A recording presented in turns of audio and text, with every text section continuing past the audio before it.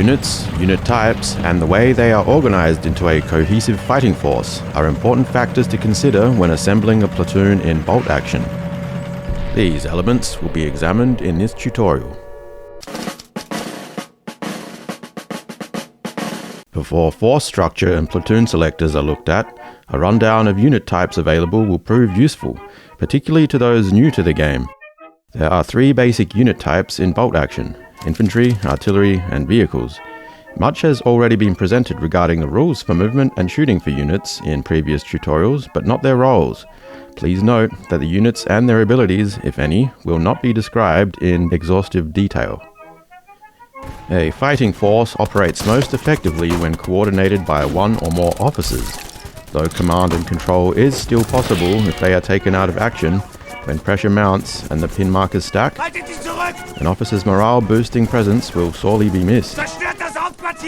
Officers' morale-boosting specifics are mentioned in the tutorial on orders, but they also possess another useful ability.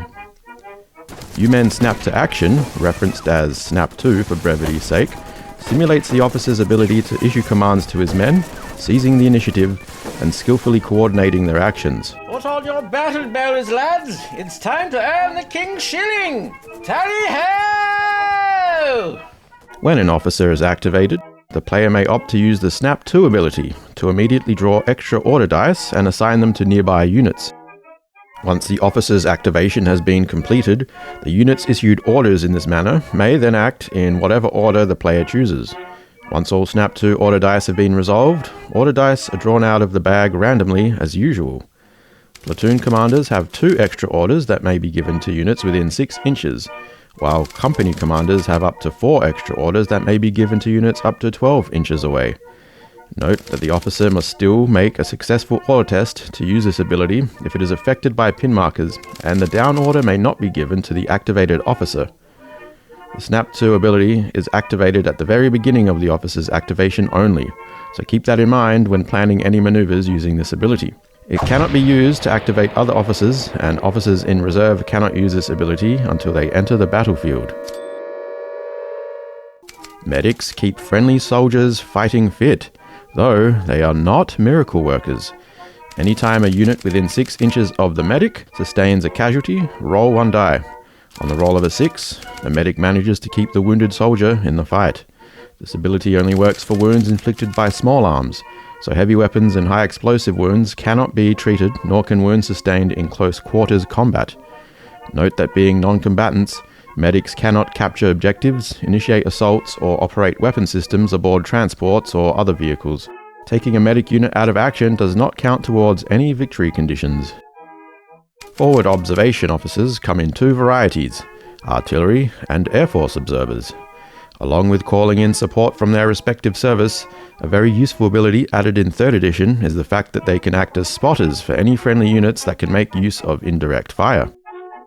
Once per game, a forward observer can use a fire order to convey the coordinates of the target to its parent service to call in an air or artillery strike.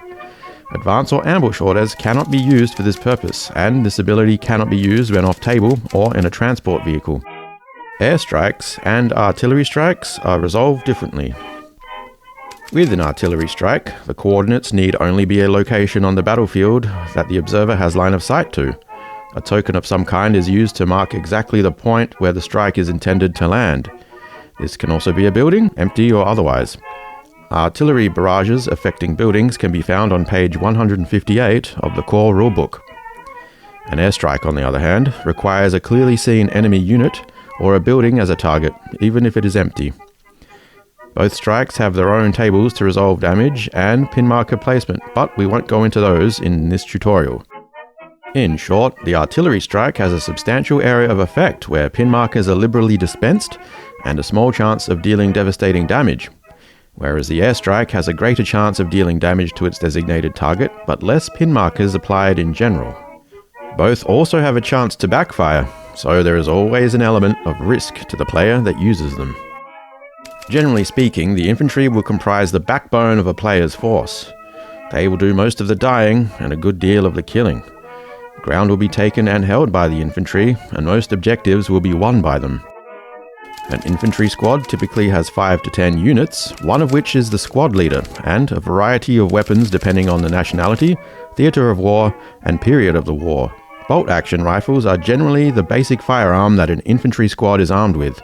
I will not go into the specifics here for each and every squad, as I'll leave it to you, dear viewer, to pore over the lists of squads found in the core rulebook and the Armies of books for each nationality, and even the various campaign books that are available. Many team weapons, such as the various mortars and machine guns found throughout the war, count as infantry in bolt action as well. Artillery support the infantry by providing potentially devastating firepower and anti-tank capabilities to counter any enemy vehicles on the battlefield. Artillery is also ponderously slow, can be flanked, and may even need towing vehicles to move about on the battlefield. Vehicles vary from motorcycles to Sturmtigers and provide support to the infantry in various ways, from mobile fire support, transportation, reconnaissance to even providing physical cover. Though generally faster than infantry, vehicles aren't as maneuverable and can be stopped or slowed by all sorts of terrain and obstacles. Perhaps most importantly though, vehicles cannot capture objectives in many scenarios. Before an army is assembled, the players must decide on how many points will be available to purchase units with. The standard is 1000 points for a satisfying gaming experience, though many players like to play with more or less depending on time limits and minis available to hand. Sometimes the points available aren't equal if players agree to playing a specific historical battle where the defenders were outnumbered yet still somehow won. It's up to you, of course. One of the greatest changes in 3rd edition is the way that an army list is put together. In 2nd edition, the reinforced platoon was the standard format for assembling an army list, but that has all changed. Now, at minimum, a force requires a platoon commander and 2 infantry squads. This forms the foundation of the rifle platoon, from which point more units may be added according to the optional units listed as available. Once the prerequisites for the mandatory rifle platoon have been met, an additional platoon may be added. The core platoon selectors include the following, each of which have specific roles, strengths, and weaknesses.